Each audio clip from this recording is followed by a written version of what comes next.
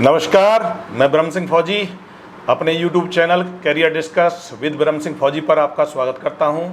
और दोस्तों, आज हम एक नया सब्जेक्ट लेकर आए हैं और जो आज हमारे मेहमान हैं वो हैं एक वकील। और आज अपने यंगस्टर को वकील कैसे बने उसके बारे में जानकारियां प्रोवाइड कराएंगे अभी। और आइए,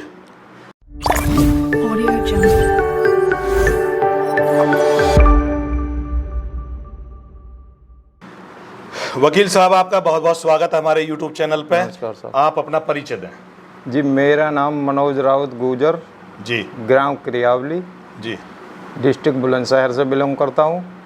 मैं पेशे से अधिवक्ता हूँ और तहसील शाना में प्रैक्टिस में हूँ। जी मनोज जी, मैं जानना चाहूँगा क्योंकि आप एक वकील हैं जी, और जो आज का हमारा सब्जेक्ट है वो अपने जो स्टूडेंट हैं, यंगस्टर हैं जो वकील बनना चाहते हैं जी, तो उनके लिए मेरे आपसे कुछ सवाल रहेंगे। जी सर। तो पहला सवाल मेरा ये है मनोज जी, वकील क्या है? वकील कौन होते हैं? देखिए, जैसा मैं आपको बताना चाहूँगा, वकील होता है लीगल एडवाइज़र, यानी विधिक सलाहकार। ओके।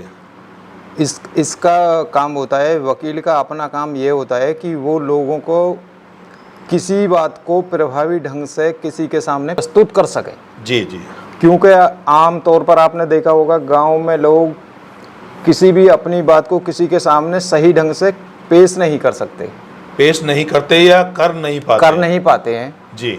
उसके लिए हमें एक ऐसे आदमी की ज़रूरत होती है जो हमारी किसी बात को कानूनी ढंग से किसी के सामने प्रस्तुत कर सके और समस्याओं का निवारण कर सके। जी। तो एक वकील किसी भी न्यायालय में किसी भी अपने उच्च अधिकारी के सामने जी अपनी बात को कहने के लिए एक विधिक और कानूनी तरीके से बात को किसी के सामने भी वो कह सकता है। जी। आपकी बात को उनके समक्ष प्रस्तुत करके उसे समझा सकता है या न्याय दिला सकता है। मनोज जी, अभी अगर एक यंगस्टर स्टूडेंट वकील बनना चाहता है जी, तो उसके लिए कम से कम एजुकेशन कितनी होनी चाहिए और उसके जो कोर्सेज हैं वो क्या क्या हैं, आप मुझे बताएं तो। देखिए, जो यंगस्टर हैं वो इस सबसे पहले तो मैं आपको एक बात बताना चाहूँगा कि सबसे पहले गांव में जो छात्र होते हैं या उनके पेरेंट्स होते हैं, जी जी, वो किसी भी कैरियर को चुनने में अक्षम होते हैं जी। वो सबसे पहले तो इस बात को लेकर के ही वो एक अपने मन में कन्फ्यूज़न रखते हैं कि हमें किस क्षेत्र में जाना चाहिए, कौन सी लाइन हमें लेनी है। सबसे पहले जो भी कैरियर है वो आपको अपने आप चुनना है जी। और उस कैरियर में आपको ये देखना है कि हमारा किस तरीके से, किस ढंग से हम अपना इसमें कैरियर यूज कर सकते हैं या अपना कैरियर बना सकते हैं, या हमारी इस कैरियर में दिलचस्पी है या नहीं है। जी, मैं अपने युवाओं को बताना चाहूँगा, जैसे मनोज जी ने बताया कि कई माता पिताओं को ये जानकारी होती ही नहीं है कि मुझे अपने बेटे को बनाना क्या है। ऐसे ही स्टूडेंटों को भी ये पता नहीं होता कि लाइफ में मुझे बनना क्या है। मात्र भर एक संदेश होता है फैमिलीज़ के बीच में, बेटा पढ़ लो, आपको नौकरी करनी है। जी, ठीक है। तो जो हमारा उद्देश्य है केवल ये है कि आपको सभी के बारे में जानकारी इकट्ठा करके आप तक पहुंचाना, जी, ताकि एक युवा का अगर मन है मुझे डॉक्टर बनना है, इंजीनियर बनना है या वकील बनना है, जी, तो वो कैसे बने उसकी जानकारी देने के लिए हमने जो ये चैनल खोला है। और आज का जो हमारा सब्जेक्ट है वो वकील कैसे बने। अच्छा वकील साहब, मैं ये जानना चाहता हूँ कि एजुकेशन का आप बताएं मुझे कि वकील बनने के लिए कितनी पढ़ाई होनी चाहिए, उस पढ़ाई के बाद कितने साल का कोर्स है वकील बनने का। जी जी, उसके बारे में कुछ हमारे स्टूडेंटों के लिए बताइए। देखिए, मैं आपको बताना चाहूँगा, योग्यता की अगर आप इसमें बात करते हैं तो अगर आप इंटर से वकील बनने के लिए एंट्रेंस लेना चाहते हैं तो वो हमारा 5 साल का पाठ्यक्रम है जी, इंटर से। जी, 12वीं पास करने के बाद 5 साल का 5 साल का पाठ्यक्रम है जी। जो BA LLB है, उसमें BA और LLB दोनों कंबाइंड है। जी, एक साथ एक ग्रेजुएशन भी साथ हो जाएगी और लॉ ग्रेजुएशन भी भी हो जाएगा। जाएगी और लॉ भी हो जाएगी। जी इसके बाद में अगर आप ग्रेजुएट हैं जी तो ग्रेजुएट होने के बाद में आपका 3 साल का पाठ्यक्रम है। जी।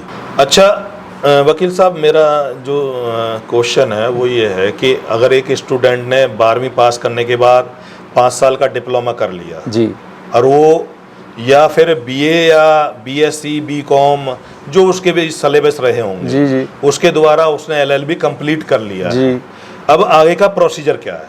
देखिए, आगे का प्रोसीजर ये है कि इंटर से या BA से, जी BA LLB हो या LLB 3 इयर्स हो, कंप्लीट करने के बाद हाँ, पास आउट हो पास गया। आउट हो गया। जी अगर आप यूपी से बिलोंग करते हैं जी तो आप यूपी बार काउंसिल से अपना रजिस्ट्रेशन करा सकते हैं जी। और अदर किसी स्टेट से हैं तो आपका रजिस्ट्रेशन वहां मतलब हर स्टेट में ये फैसिलिटी है कि वो आप अपना रजिस्ट्रेशन अपने स्टेट में करा लें। उसके बाद रजिस्ट्रेशन होने के बाद आप पहली बात तो किसी भी कोर्ट में आप प्रैक्टिस कर सकते हैं जी लेकिन उस प्रैक्टिस करने के लिए भी एक कंडीशन है जी। जैसे EIBE जी एक all India bar examination test होता है जी जो सरकार द्वारा प्रोवाइड कराया जाता है। जी उसमें आपको एंट्रेंस देना है। जी उसमें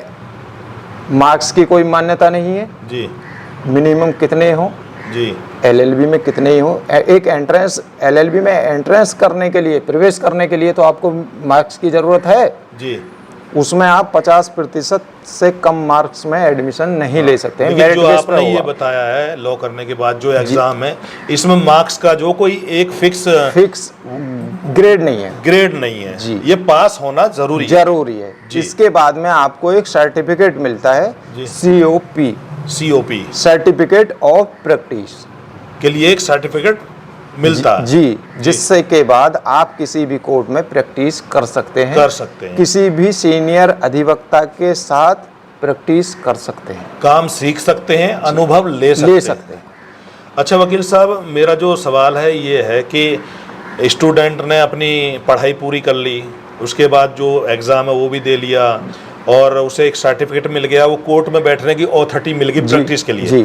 फिर उसके बाद जो सीनियर वकील होते हैं और अनुभवी कार्यकर्ता हैं वहाँ पे, उनके साथ जैसे काम करते हैं, उसमें भी मेरा एक सवाल है कि वकील तो एक ही होता है लेकिन उसके जो फील्ड हैं जी, कार्य क्षेत्र हैं वो अलग अलग होते हैं जी, अलग अलग होते हैं। तो जैसे अपना कुछ क्षेत्र बताएं। जैसे देखिए, मैं आपको बताना चाहूँगा, इसमें क्षेत्र होता है, एक वकील एक ही होता है जी लेकिन उसका अपना काम करने का क्षेत्र अलग होता है जी। जैसे एक सिविल अधिवक्ता है और एक क्रिमिनल अधिवक्ता है जी, काम एक ही है दोनों का जी।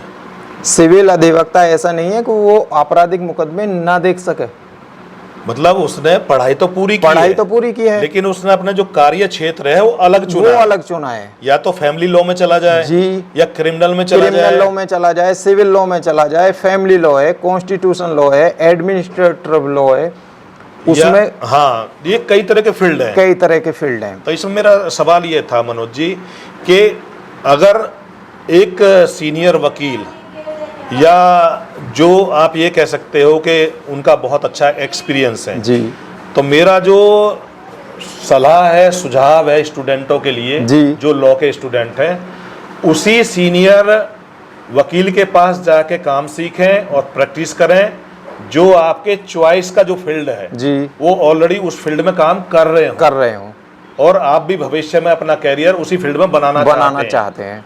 कहीं ऐसी गलती ना करना कि पहचान वाले वकील साहब थे, वो थे दूसरे फील्ड के और आप जाना चाहते थे किसी और फील्ड में। तो इसमें क्या असमंजस में कंफ्यूजन हो जाएगी जी, और आप काम सीखने में जो है काफी देर कर लेंगे। ठीक है। अच्छा वकील साहब, मेरा जो अगला सवाल था कि जैसे कॉलेजों में स्टूडेंट जाते हैं पढ़ाई के लिए, तो उसमें मैं थोड़ा सा वापस आना चाहूँगा जी कि फीस वगैरह का जो गवर्नमेंट कॉलेज या प्राइवेट कॉलेज इसमें क्या खर्चा पानी का, फीस का क्या है, कुछ मोटा बताएं। देखिए, मैं आपको बताना चाहूँगा, गवर्नमेंट कॉलेज में एडमिशन लेने के लिए जी एक एग्ज़ाम होता है क्लेट का, जी, और वो क्लेट का एग्ज़ाम होता है अंतर्राष्ट्रीय स्तर का, यानी इंडिया लेवल का। इंडिया लेवल का कह सकते हैं। जी, इंडिया लेवल का कह सकते हैं आप उसे। क्लेट का एग्ज़ाम देने के बाद आप उसमें गवर्नमेंट कॉलेज में एडमिशन ले सकते हैं। उसमें फीस का कोई बाउंडेशन नहीं है, उसमें नाम मात्र की फीस होती है। मतलब बहुत ज़्यादा कम फीस है, जैसे नॉर्मल स्कूलों में और कॉलेजों में होती है। जी जी जी जी। और जो प्राइवेट कॉलेज है उनका फीस का क्या है? देखो, प्राइवेट कॉलेज है वो तो प्राइवेट कॉलेज की फीस तो जहाँ तक मेरा अपने स्तर पे देखने में आया है जी, 50,000 से लेके और 2.5-3 लाख रुपए तक इसकी फीस पर ईयर। जी, एक साल में लगभग 50,000 से 2.5 लाख तक की फीस है। फिर मैं भी अपने युवाओं को बताना चाहूँगा दोस्तों, ये केवल डिपेंड ऑन कॉलेज है, और डिपेंड ऑन आपकी चॉइस भी है। आप किस कॉलेज को पसंद करते हैं, किस कॉलेज में पढ़ना चाहते हैं, या आपके घर के पास कौन सा कॉलेज है, आपको किस में जाना अच्छा लगेगा। तो ये सब चीज़ें इसमें जो सवाल के तौर पर खड़ी होती हैं जी। तो ये कोई फिक्स नहीं है, डिपेंड करता है आपके ऊपर और कॉलेज के ऊपर। अच्छा मनोज जी, मैं आपसे जानना चाहूँगा कि अगर हमारे युवा वकील बनना चाहते हैं तो आप अपनी तरफ से कोई संदेश या कोई मैसेज देना चाहेंगे कुछ शब्दों में? देखिए, अगर कोई युवा अगर इसी विषय में अपना कैरियर आजमाना चाहता है वकालत में जी, तो इसके लिए ना ही तो कोई किसी तरह से डरने की ज़रूरत है, और इनके फैमिली के लिए भी मैं, इनके पेरेंट्स के लिए भी मैं एक संदेश देना चाहता हूँ कि वो अपने बच्चे को बिना डरे बिना हिचके जी किसी भी कॉलेज में एडमिशन दिला सकता है। गवर्नमेंट कॉलेज में नॉर्मल फीस है और प्राइवेट जैसा कॉलेज है ऐसी ही उसमें फीस है। हाँ, जैसा भी लॉ कॉलेज है उस टाइप का, जो डिपेंड करता है। इसके लिए ना ही डरने की ज़रूरत है, ना ही ये कभी कभी आपने देखा होगा जो पेरेंट्स हैं वो इस बात को लेके ही डरते हैं कि इसमें बहुत ज़्यादा फीस होगी, हम इसका भार नहीं उठा पाएंगे जी जी, और हमारा बच्चा कमज़ोर है। इसके लिए ना ही ऐसी कोई बात है, ना ही ऐसी इसमें फीस की कोई वो है। अगर आप प्राइवेट उसमें अक्षम है तो सरकारी कॉलेज में एडमिशन करा सकते हैं जी। उसमें बिल्कुल नाम मात्र की फीस होती है। अपने युवा से मैं कुछ बातें करना चाहूँगा जो मनोज जी से मैंने काफ़ी डिस्कस किया है। दोस्तों, वकील बनने के लिए अगर मैं ये कहूँ कि जानकारी के तौर पे क्या क्या चीज़ें होती हैं, तो हम दोनों ने तो आपके लिए कुछ विषयों पे डिस्कस किया है, लेकिन बारीकी से और भी बेहतर तरीके से अगर आप इसके बारे में जानकारी चाहते हैं तो हमारी वीडियो के नीचे लेख में आप पढ़ सकते हैं, पूरा डाल दिया जाएगा। आप उसे प्रॉपर पढ़ें, प्रॉपर जानकारी लें। और कुछ चीज़ें और मैं आपके साथ शेयर करना चाहूँगा। कुछ पेरेंट्स ऐसे होते हैं कि डॉक्टर, वकील या इंजीनियर हमारे बस की खर्चा उठाना नहीं है, या हम लोग नहीं कर पाएंगे, बहुत बड़ी बात है, बहुत बड़ी चीज़ है। मेरे भाइयों, ऐसा कुछ भी नहीं है। आपका बच्चा भी वकील बन सकता है, इंजीनियर बन सकता है, डॉक्टर बन सकता है। इसमें भी जैसा वकील साहब ने बताया, एक एग्ज़ाम है। अगर आपका बच्चा उस एग्ज़ाम को पास करता है और मेरिट में आपका नंबर आ जाता है और गवर्नमेंट कॉलेज आपको मिलता है, तो बहुत कम पैसों में आप वकील बन सकते हैं। आप ज़रूर कोशिश करें, ज़रूर ट्राई करें और हमारी वीडियो को देखें। और दोस्तों, अगर वकील साहब के द्वारा दी गई जानकारी और हमारे द्वारा की गई कोशिश अगर आपको अच्छी लगी हो तो हमारी वीडियो को लाइक करें, सब्सक्राइब करें और घंटी के बटन को ज़रूर दबाएं। अपने दोस्तों में, अपने रिश्तेदारों में इसको शेयर करें ताकि लोग ज़्यादा से ज़्यादा जानकारी लें।